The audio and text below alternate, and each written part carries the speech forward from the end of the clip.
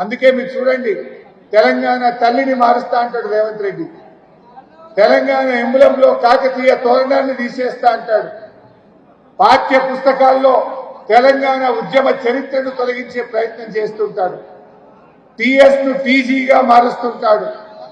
కేసీఆర్ గారు అద్భుతంగా ప్రపంచంలోనే అతిపెద్ద అంబేద్కర్ విగ్రహాన్ని నిర్మిస్తే దానికి తాళం వేస్తాడు, కనీసం ఆ విగ్రహానికి పూలమాల కూడా వేయనటువంటి మూర్ఖుడు ఈ రేవంత్ రెడ్డి గారు.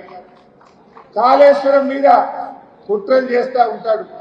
ఇలా రేవంత్ రెడ్డి మన తెలంగాణ ఉద్యమ జ్ఞాపకాలను, మన అస్తిత్వాన్ని, మన పోరాటాన్ని ఇవాళ కనుమరుగు చేయడానికి కుట్రలు చేస్తూ ఉన్నాడు.